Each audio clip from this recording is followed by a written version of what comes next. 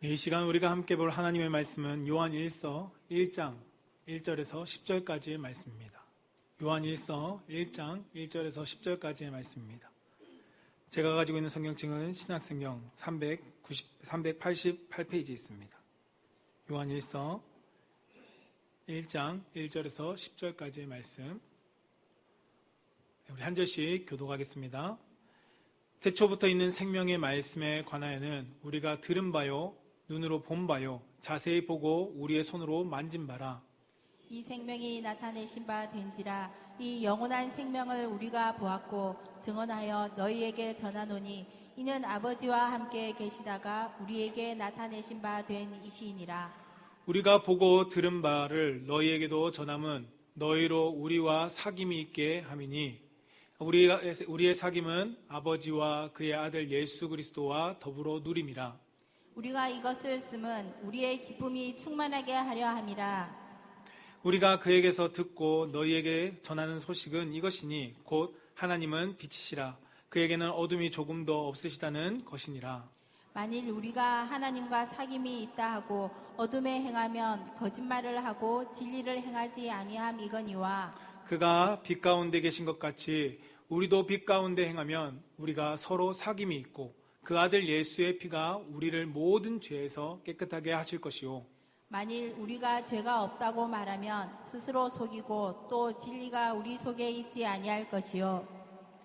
만일 우리가 우리 죄를 자백하면 그는 미쁘시고 의로우사 우리 죄를 사하시며 우리를 모든 불의에서 깨끗하게 하실 것이요. 만일 우리가 범죄하지 아니하였다 하면 하나님을 거짓말하는 이로 만드는 것이니 또한 그의 말씀이 우리 속에 있지 아니하니라. 아멘. 우리 앞뒤 자분들이 이렇게 축복해 봅시다. 잘 오셨습니다. 네, 또 한번 축복해 볼까요? 하나님의 은혜가 가득하길 축복합니다.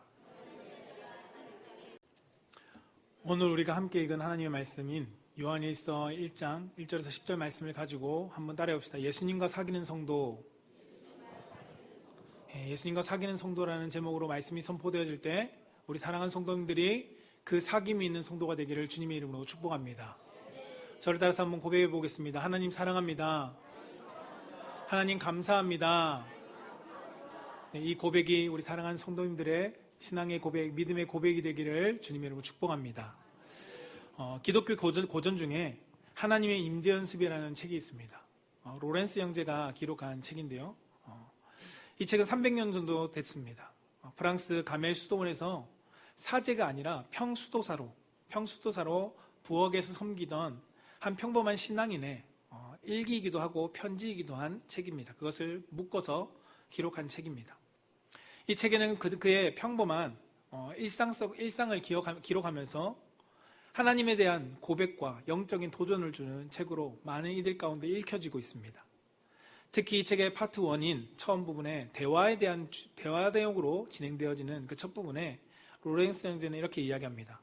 나는 주방의 소음 그리고 냄비와 접시 소리 가운데도 하나님과 함께하고 있는 것이 조용히 기도 시간에서처럼 하나님과 함께하는 것과 다름이 없다라고 그는 이야기합니다.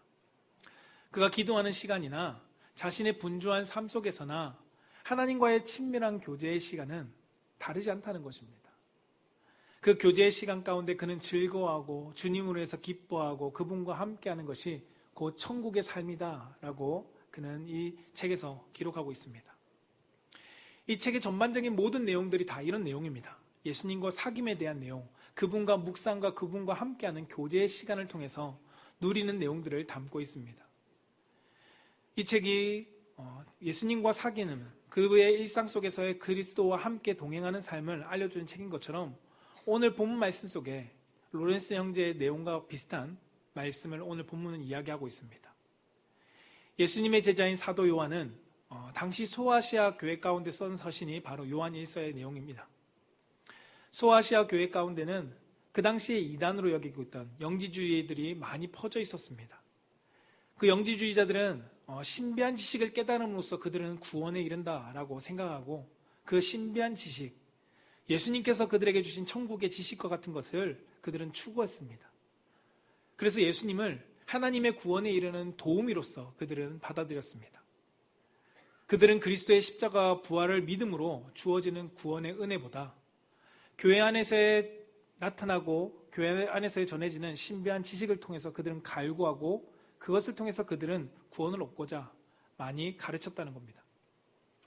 이에 대해 요한 사도는 요한 1서를 통해서 참신앙이 무엇인지를 제시해 줍니다. 성도로서 참신앙이 무엇인지를 알려주기 위해서 이 서신을 기록했습니다.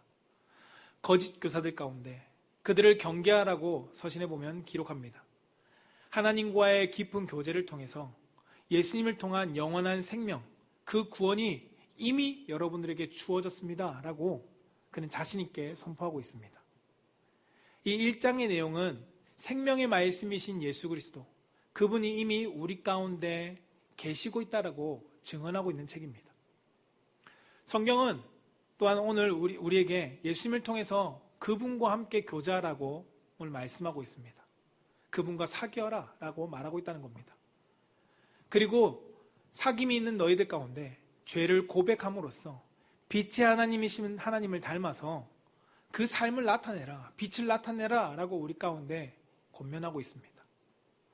오늘 본문은 예수 그리스도와 사귐이 있는 성도, 그 성도가 어떠한 사람인지, 어떠한 삶을 살아내는지를 오늘 말씀해주고 있습니다. 그것을 우리 사랑하는 성도님들과 함께 세 가지로 함께 발견하고자 하는데요. 그 첫 번째는 따라해 보겠습니다.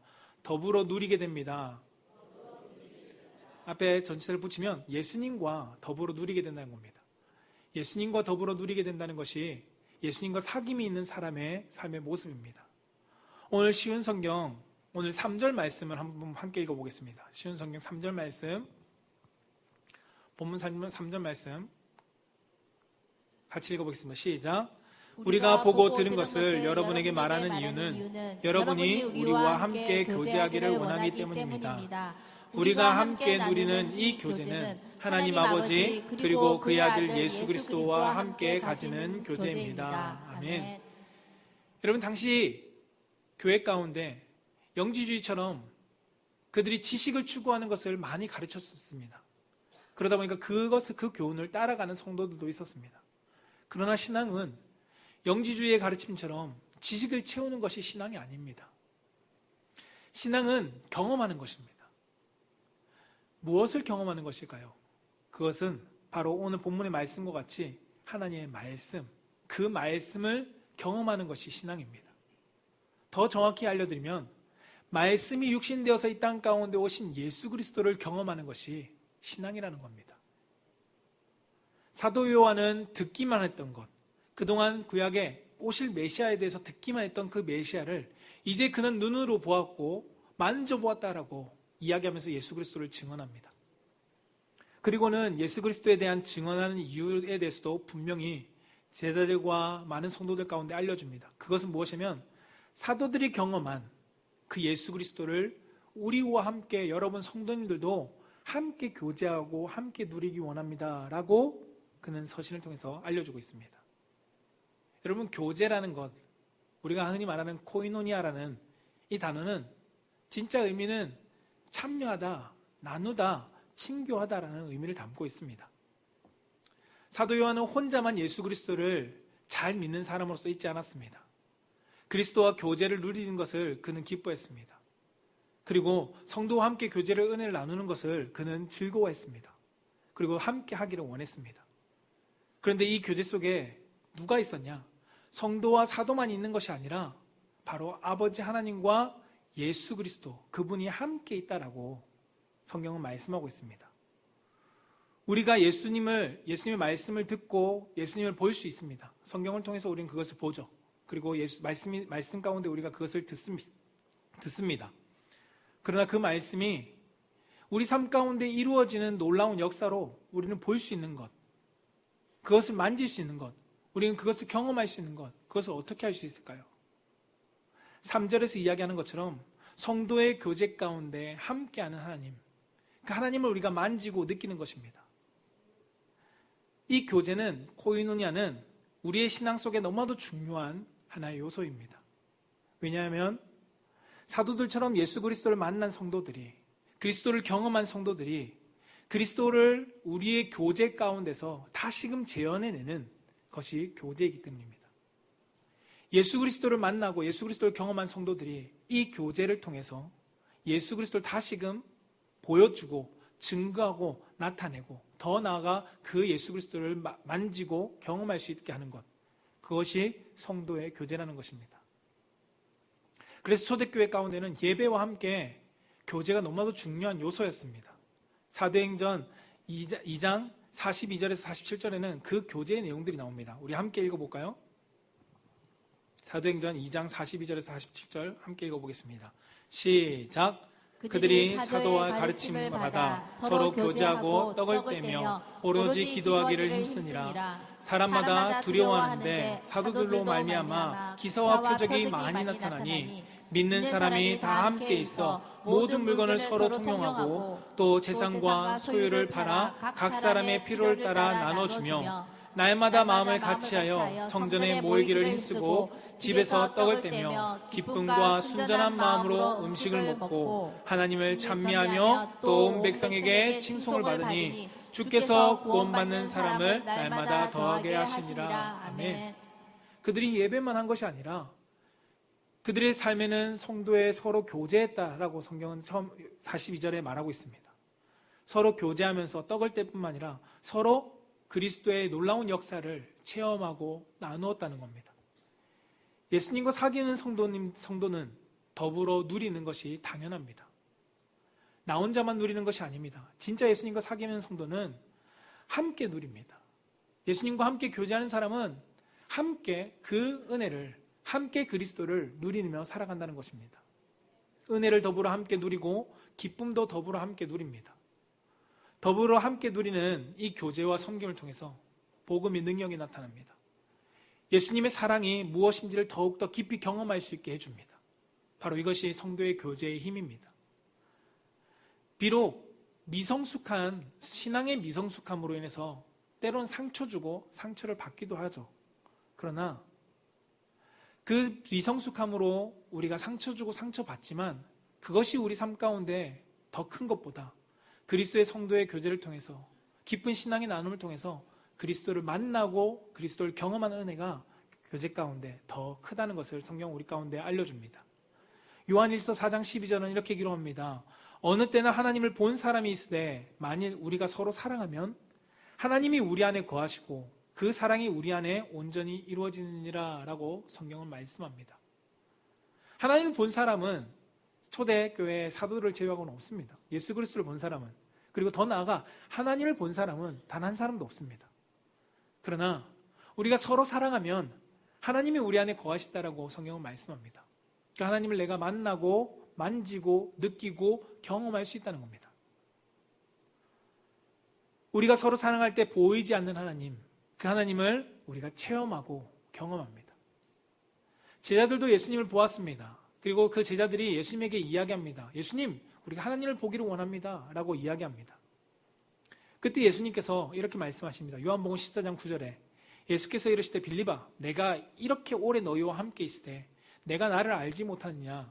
나를 본 자는 아버지를 보았거늘 어찌하여 아버지를 보이라 하느냐라고 말씀합니다.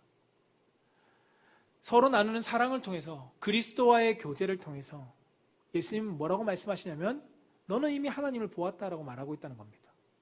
그리스도 안에, 예수님 안에 계신 하나님을 빌립이 보았다라고 말씀하고 있는 것입니다. 이 원리를 제자들은 그의 삶 가운데 교회 성도들과 오늘 말씀 속에서 이야기합니다. 예수님을 본 것은 사도들만 보았지만 성도들은 보지 못했지만 그 성도들에게 우리의 신앙의 교제를 통해서 내가 여러분들과 함께 교제하기를 원하는 것은 그 우리의 교제 가운데 내가 경험하신 예수 그리스도를 함께 우리가 누리는 것입니다 라고 말하고 있다는 것입니다. 예수님과 교제를 누림으로써 하나님을 경험한 것처럼 이제 성도들은 믿음의 신앙의 앞선자들과 함께 신앙의 교제를 통해서 그 신앙의 교제 속에서 그들이 경험한 예수 그리스도를 우리도 누리고 경험한다는 것입니다. 사도 요한은 우리가 서로 사랑하여 더불어 사귐을 통해서 그 가운데 함께 하신 예수님을 누릴 수 있다라고 우리 가운데 소개합니다. 사랑하는 성도 여러분, 성도의 교제가 예배와 함께 너무나도 중요한 이유는 무엇일까요? 이 교제를 통해서 성도 안에 누리는 교제가 성도들끼리 누리는 교제가 아니라 성도들과 함께 누리고 계시는 그리스도, 그분과 교제할 수 있는 교제의 장이 되기 때문입니다. 그러나 우리가 주의해야 될 것은 있습니다. 여러분, 교제라고 해서 성도들이 그냥 모여있는 것이라고 해서 모두가 그리스도와 함께한다라고 볼 수는 없습니다. 성도 가운데 성도의 교제 속에 그리스도가 함께하는 교제는 전제 조건이 있습니다. 그것은 무엇이냐면 믿음이 수반된 교제입니다.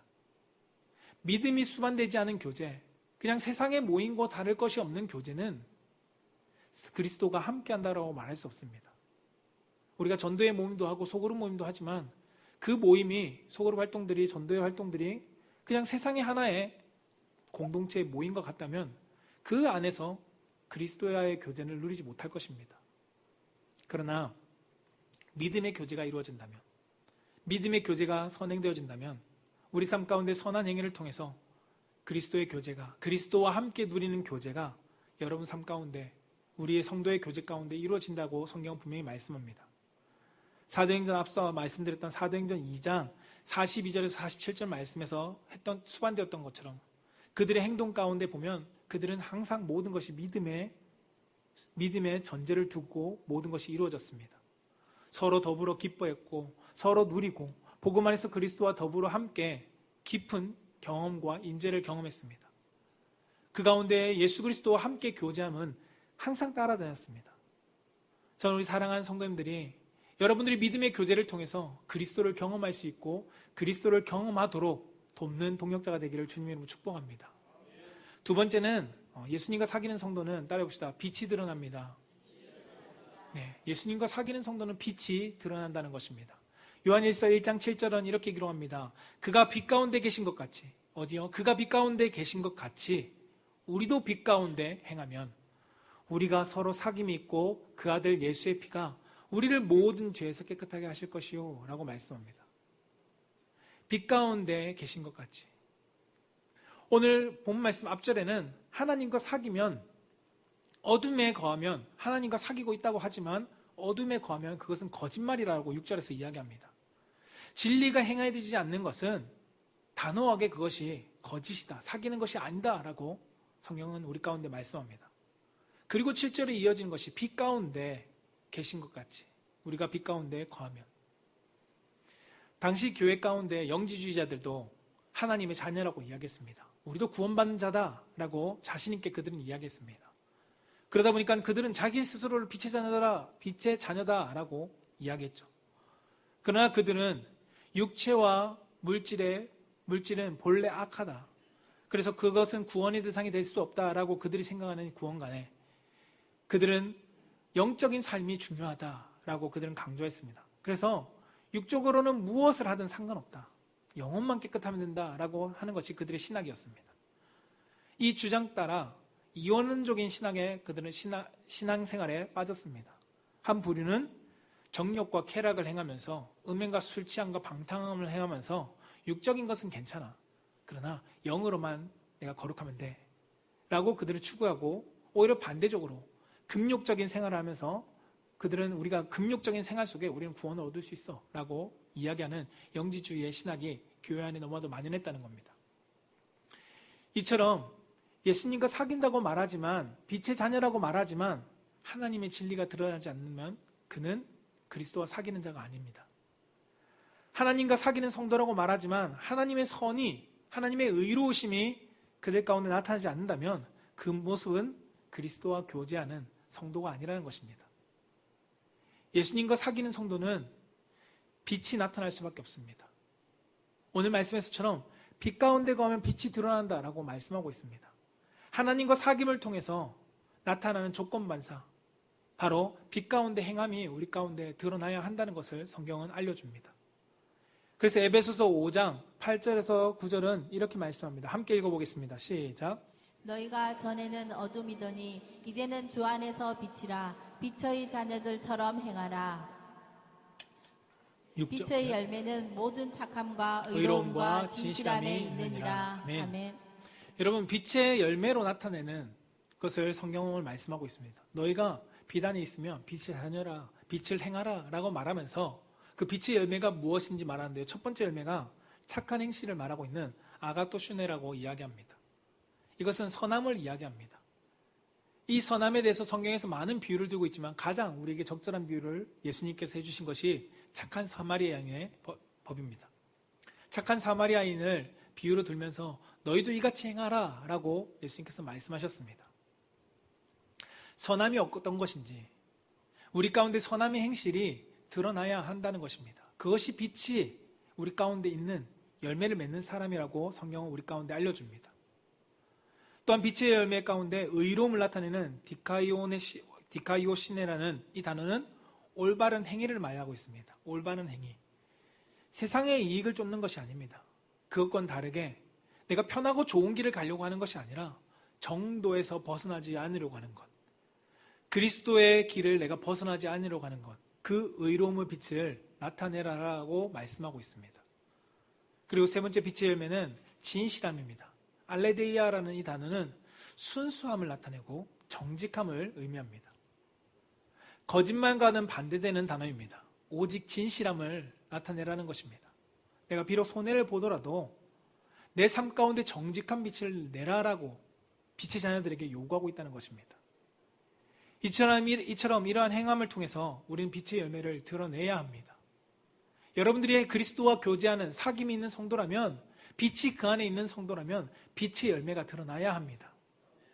예수님과 진짜로 사귀는 성도는 내 삶의 행함으로 빛의 열매를 나타냅니다. 이것이 증명된 빛의 삶은 하나님께 영광이 됩니다. 마태복음 5장 16절은 우리에게 이렇게 말씀합니다. 이같이 너희 빛이 사람에게 비치게 하여 그들로 착한 행실을 하고 보고 하늘에 계신 너희 아버지께 영광을 돌리게 하라라고 말씀해주고 있습니다. 빛이 사람에게 비치게, 빛의 열매를 맺게 해서 하나님께서 영광을 받으시게 하라라고 성경 우리 가운데 말씀하고 있습니다. 사랑하는 성도 여러분, 여러분은 우리의 빛의 자녀로서 살아가고 계십니까? 빛 가운데 거하고 계십니까? 빛 안에서 예수 그리스도와 함께 사귀고 계십니까? 사귐을 가지지 않고 있다면 빛을 나타낼 수 없습니다. 내가 빛 가운데 거하고 있지 않다면 빛의 열매를 맺을 수 없습니다. 우린 더욱 빛 대신 주님과 함께 깊은 사귐이 필요합니다. 그래서 요한복음 1장 4절에서 5절은 우리에게 이렇게 가르쳐 줍니다. 그 안에 생명이 있으니 이 생명은 사람들의 빛이라. 빛이 어둠에 비치되 어둠을 깨닫지 못하더라 라고 말씀합니다. 예수님과 깊은 사귐이 이루어지지 않고는 말씀이 어두움 가운데 있는 나의 삶 가운데 아무리 떨어져도 깨닫지 못합니다. 빛이 비치되 어둠이 깨닫지 못한다라고 성경은 말씀합니다. 빛이 비춰지지만 그 어둠 속에서 그 빛의 능력을 나타내지 못한다는 것입니다. 빛 대신 주님과 깊은 사귐이 이루어질 때야 비로소 빛의 열매를 나타내고 빛의 능력을 나타낸다는 것입니다. 사랑하는 성도 여러분, 저는 우리 사랑하는 성도님들이 빛의 열매를 맺으려고 사람의 방법으로 하는 것이 아니라 그 전에 여러분들이 예수님과 더욱더 깊이 사귀기를 원합니다. 예수님께 더욱더 가까이 나아가십시오. 매 순간순간 예수님과 떨어지지 않으려고 여러분 몸부림치십시오. 내 삶 속에 주님과 매일매일 동행하려고 여러분 노력하십시오. 그러면 빛 대신 주님 안에 거하는 내 삶 속에 내가 어느 순간 그 빛을 반사하고 빛을 나타내는 빛의 열매를 나타내는 성도로 살아갈 수 있을 것입니다. 저는 우리 사랑하는 성도님들이 그러한 성도가 되기를 주님의 이름으로 축복합니다. 세 번째는 예수님과 사귀는 성도는 세 번째 따라해봅시다. 기쁨을 경험합니다. 예수님과 사귀는 성도는 기쁨을 경험할 수밖에 없다는 겁니다. 오늘 요한일서 1장 4절은 이렇게 우리에게 알려주고 있습니다. 우리가 이것을 쓰면 사도 요한이 이것을 기록함은 뭐라고요? 우리의 기쁨이 충만하게 하려 함이라고 말씀합니다. 나의 기쁨이 충만하려고 한 것이 아닙니다. 나 혼자 기뻐하려고 충만한 것이 아니라 우리 그리스도 안에서의 교제하고 있는 우리가 기쁨으로 충만하기 위해서 내가 이것을 전한다라고 말씀하고 있는 것입니다. 사도 요한은 교회 성도들에게 이 서신을 통해서 성도들이 그리스도와 깊이 사귀기를 원했습니다. 그리고 더 나아가 궁극적으로 이루기를 원하던 것은 무엇이냐면 그들이 그리스도와의 사귐을 통해서 그 열매를 맺기를 원했다는 것입니다. 그 열매는 기쁨입니다. 그들의 삶에 궁극적인 기쁨이 충만하기를 원했습니다.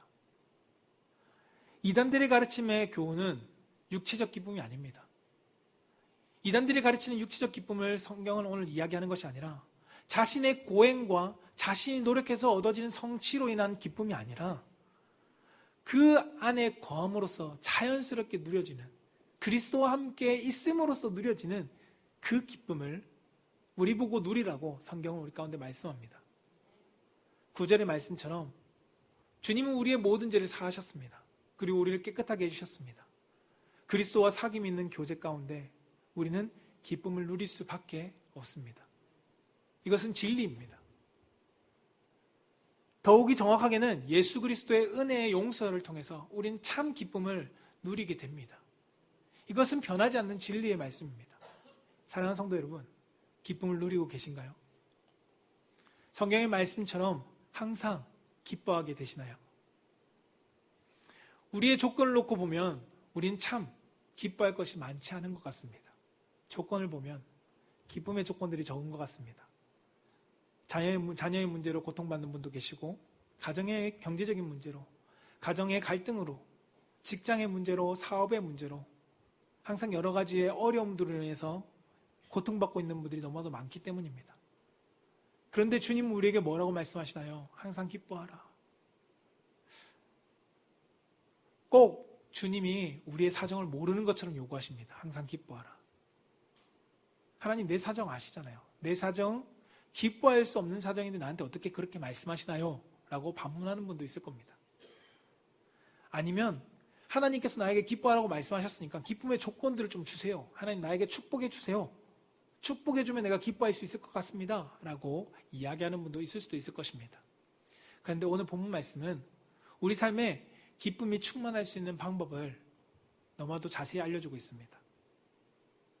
4절에 바로 아버지와 예수 그리스도와 함께 사귈 때 우린 기뻐할 수 있다라고 성경은 말씀합니다. 사귐이 누려질 때, 사귐이 이루어질 때 우리 안에 기뻐할 수 있다라고 성경은 말씀합니다. 여러분, 너무 먼 얘기지만 여러분들이 연애하실 때 그때 그냥 단순히 사귀고 있는 그 상황 속에 우리는 항상 기뻐했을 것입니다. 요한복음 15장 9절에서 11절은 우리에게 이렇게 말씀합니다. 아버지께서 나를 사랑하신 것 같이 나도 너희를 사랑하였으니 나의 사랑 안에 거하라. 내가 아버지의 계명을 지켜 그의 사랑 안에 거하는 것 같이 너희도 계명을 지키면 내 사랑 안에 거하리라.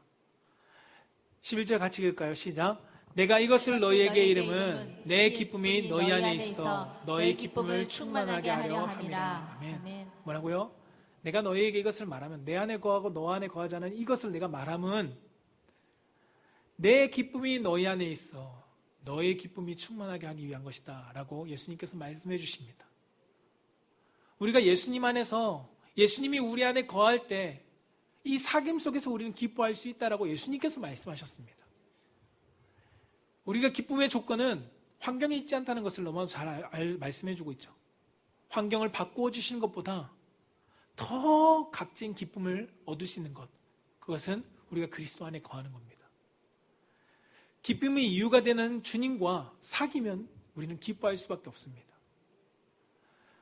없어도 기뻐합니다. 그러한 고백이 성경에 너무나도 많이 있습니다. 성경에 많은 사람들은 하나님과 사귀며 그리스도와 사귀며 그 기쁨을 고백했습니다. 하박국 선지자는 하나님과의 깊은 교제 뒤에 그가 고백을 이렇게 말합니다. 하박국서 3장 17절 18절은 함께 읽어볼까요? 시작. 비록 무화과 나무가 무성하지 못하며 포도나무에 열매가 없으며 감람나무에 소출이 없어도 밭에 먹을 것이 없으며 우리의 양이 없으며 외양간에 소가 없을지라도 나는 여호와로 말미암아 즐거워하며 나의 구원의 하나님으로 말미암아 기뻐하리로다. 아멘. 이것이 하박국 선지자의 고백입니다. 없어도 없는데 기쁘다고 말합니다. 왜 그가 이렇게 기뻐할 수 있었을까요? 앞에 장에 보면 하나님을 경험했습니다. 하나님과의 깊은 교제가 이루어졌습니다. 그 교제 뒤에 그는 1장에서 이야기하는 하나님 왜 없습니까? 라고 했던 불평이 하나님 나 없어도 너무 기뻐요 라고 기쁨으로 그의 고백이 바뀌었습니다. 여전히 환경은 기뻐할 수 없는 환경입니다. 그러나 하나님과의 깊은 교제가 이루어지니까 그의 삶에 너무나도 구원의 기쁨이 충만해지니까 기쁨을 찬양할 수밖에 없었고 기쁨을 고백할 수밖에 없었습니다. 여러분, 하박국 선지자만 그렇지 않습니다. 다윗도 그의 삶 가운데 하나님의 깊은 교제 가운데 이렇게 고백합니다. 시편 16편 9절에서 10절 말씀에 이러므로 나의 마음이 기쁘고 나의 영도 즐거워하며 내 육체도 안전히 살리니 이는 주께서 내 영혼을 수월에 버리지 아니하시며 주의 거룩한 자를 멸망시키지 않으실 것입니다 라고 말씀합니다. 여러분, 다윗은 지금 쫓겨다닌 상황입니다. 다윗은 지금 내가 피해 다니고 있는 그 상황 속에 그가 이렇게 고백합니다. 나의 마음이 기쁘다. 왜요? 내가 그리스도와 지금 동행하고 있기 때문에 주님과 하나님의 영과 하나님과 내가 함께 지금 교제하고 있으니 내 환경을 뛰어넘은 기쁨이 있다라고 그는 자신 있게 이야기합니다. 여러분, 이사야 선지자는 이스라엘 백성들이 고통받는 그 이야기를 하나님께 전했습니다. 그러나 그의 삶 가운데 하나님과의 깊은 교제 뒤에 하나님이 그에게 소망을 주셨을 때 그는 이렇게 고백합니다. 이사야서 61장 10절에 내가 여호와로 말미암아 크게 기뻐하며 내 영혼이 나의 하나님으로 말미암아 즐거워하리니 이는 그가 구원의 옷을 내게 입히시며 공의의 겉옷을 내게 더하심이 신랑이 사모를 쓰며 신부가 자기 보석으로 단장음과 같이 하셨음이라 라고 말씀합니다. 여러분, 이스라엘 백성들이 포로로 잡혀간다라고 말합니다. 그리고 그들은 심판받을 것이고 나라가 멸망할 것입니다. 그것을 선포했습니다. 그런데 이사야 선지자는 하나님으로 해서 기쁘다라고 고백하고 있습니다. 왜요? 주님과 깊은 교제 속에 회복시키실 하나님, 아직 환경이 바뀌지 않았습니다. 회복되지 않았습니다. 그러나 회복시키실 하나님, 그 하나님을 경험하니 그의 삶 가운데 기쁨이 샘솟는 것입니다. 여러분, 신약에서는 사도 바울도 이렇게 고백합니다. 로마인 형제들에게 편지를 쓰면서 예수님과의 깊은 교제 속에 나는 기쁘다라고 그는 고백합니다. 로마서 5장 11절에 그뿐 아니라 이제 우리로 화목하게 하신 우리 주 예수 그리스도로 말미암아 하나님 안에서 또한 즐거워하느니라 라고 고백합니다.